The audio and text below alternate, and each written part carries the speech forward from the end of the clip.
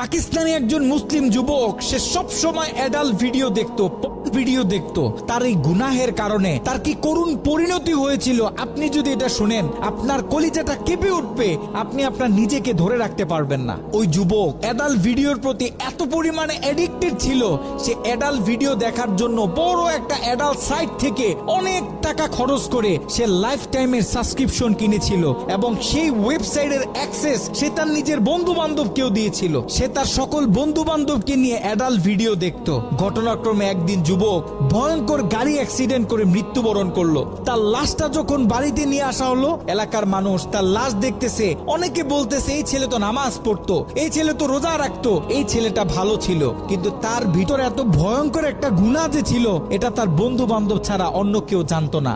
সকলে মিলে তাকে দাফন করে যখন বাড়িতে চলে আসলো, ওই ছেলের মা গভীর রাত্রে মোনাজাতে আল্লাহর কাছে দোয়া করতেছে।